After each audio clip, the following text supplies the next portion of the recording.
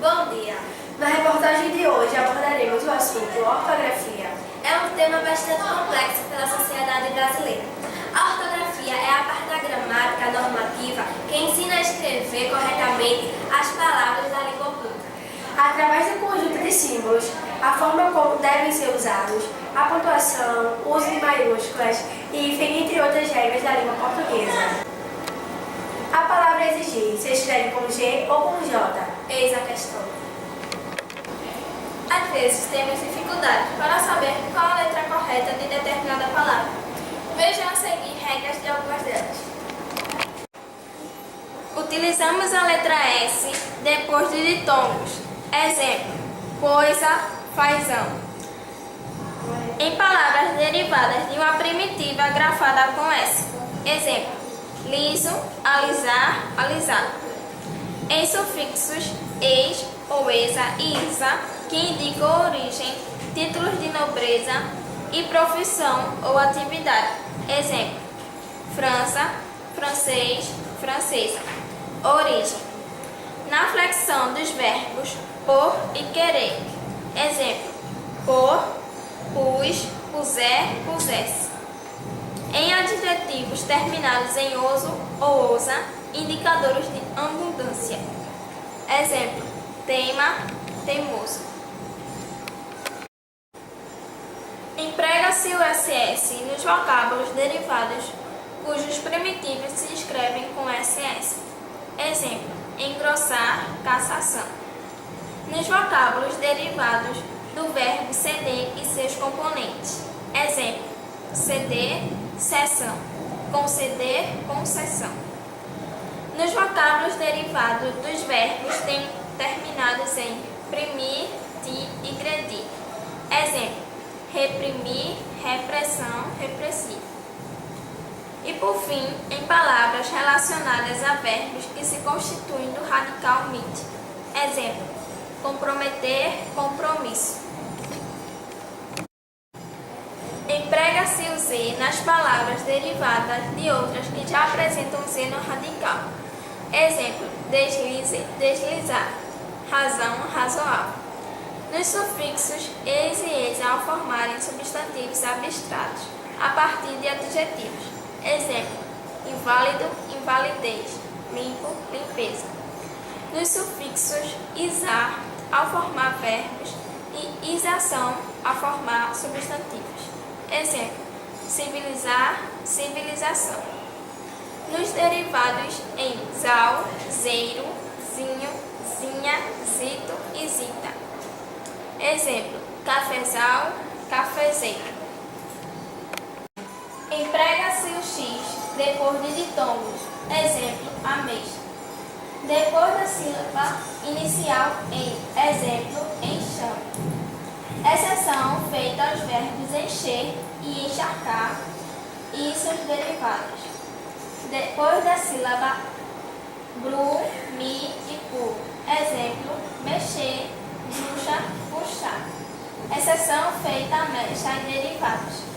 Palavra de origem indígena e africana. Exemplo: Xangô, Xará. E por fim, em palavras inglesas que são aportuguesadas, trocam-se H original por X. Exemplo: shampoo e xerife. Emprega-se o diágrafo CH em palavras de origem alemã, inglesa, francesa e espanhola. Em palavras derivadas de outras, escritas com VL, públio, chumbo, FL e CL, clavo, chato. Exemplos de palavras com CH: bicho, bochecha e etc. Utilizamos a letra G nas palavras terminadas em ágil, égio, ígio, ógio e úgio. Exemplo: pedágio. Nos substantivos terminados em agem, igem e ugem. Exemplo: coragem. Exceção feita à página.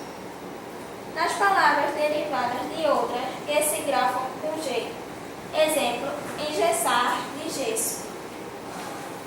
Atenção aos verbos que já têm G na raiz.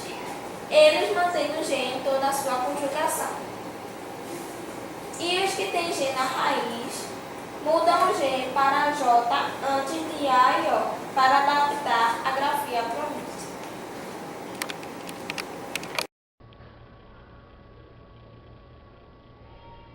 Emprega-se a letra J nas palavras de origem indígena e africana, exemplo, pajé e canjica, exceção feita a Sergipe.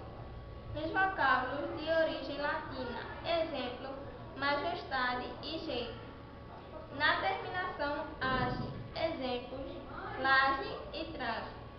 Nos vocábulos derivados de primitivos que já têm J no radical, exemplo, ajeitar, lojista e tarjeta.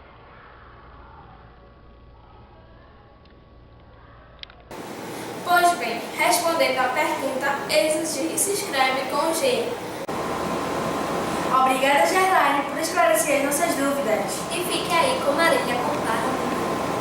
Paronímia é a relação entre palavras que apresentam sentido diferente e forma semelhante, sendo um tipo de alteração semântica que ocorre quando a palavra parecida em sua pronúncia e escrita, mas diferente quanto à sua significação, o que provoca muitos erros frequentemente cometidos em virtude do desconhecimento desse fenômeno, que afeta inclusive a compreensão textual.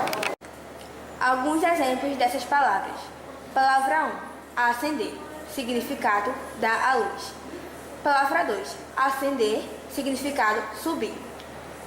Acento, inflexão tônica. Acento, dispositivo para assentar-se. Anti-inflamatório tem uso do hífen ou não? Vejamos agora com Maria Luísa. O hífen.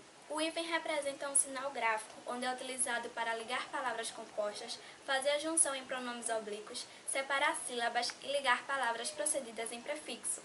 Com o advento da nova reforma do acordo ortográfico, houve algumas mudanças em relação à sua aplicabilidade. Agora, a utilização do hífen com a nova reforma do acordo ortográfico. O hífen passa a ser usado quando o prefixo terminado em vogal e a segunda palavra começar com a mesma vogal, como as palavras anti-inflamatório, micro-ondas e micro-organismo.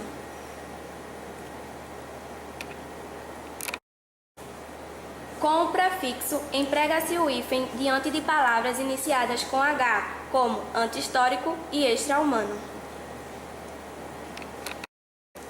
Emprega-se o hífen quando o prefixo terminado em consoante e a segunda palavra começar com a mesma consoante, como interregional e superresistente. Usa-se o hífen em casos relacionados à ênclase e à hemóglise, como as palavras entregá-lo e considerando. O hífen não deve ser usado quando o prefixo terminado em consoante e a segunda palavra começar por uma vogal ou consoante diferente, como hipermercado, subemprego e superpopulação. Casos que não se usa o hífen. Não se usa o hífen quando o prefixo terminado em vogal e a segunda palavra começar por uma vogal diferente, como autoavaliação, autoescola e autoestima. Não se usa mais o hífen em determinadas palavras que perderam a noção de composição, como manda-chuva. Observação: o hífen ainda permanece em palavras compostas de elementos de ligação, como azul escuro, bem-te-vi e couve-flor. Quando a segunda palavra começar com R ou S, depois de um prefixo terminado em vogal, retira-se o hífen e essas consoantes são duplicadas, como antissala, antirrugas e antissocial. Não se emprega o hífen quando o prefixo terminado em vogal e a segunda palavra começar por uma consoante diferente de R ou S, como autopeça, contra-cheque e extra forte. Um grande problema para as pessoas no que se refere à ortografia são as palavras que têm pronúncia e grafias parecidas, mas significados diferentes. Essas palavras são chamadas de homônimia. Existem 3 tipos de homônimas. Homófonas, possuem pronúncias iguais e grafias diferentes. Exemplo: a sessão foi ótima. Esta seção da loja é só para mulheres. Homógrafas, escritas iguais, sons diferentes. Exemplo: Eu gosto de você. Meu gosto é diferente do seu. Homônimos perfeitos. Possuem grafias e pronúncias iguais. Exemplo: vocês verão prosperidades em todos os sentidos.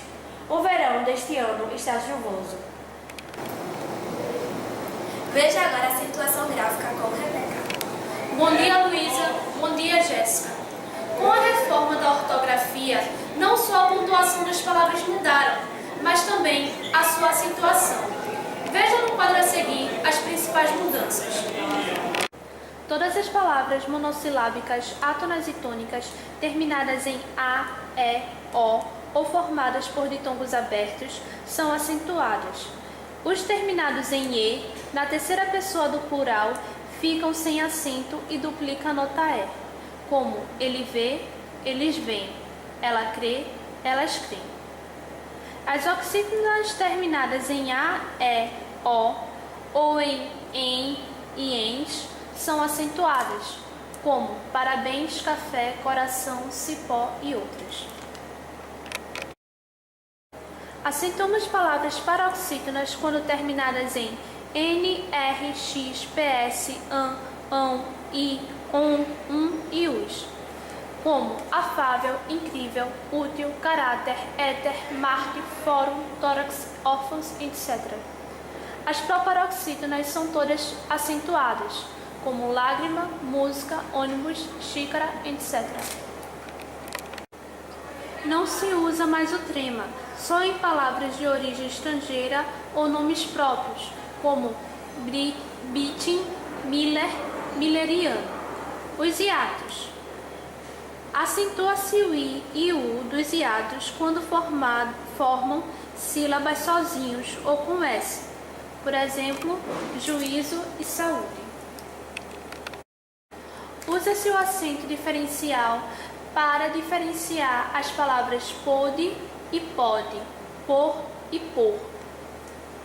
Nas formas verbais, cuja finalidade é determinar se a terceira pessoa do verbo está no singular ou plural, se aplica o acento diferencial. Por exemplo, ele tem, eles têm, ela vem, elas vêm.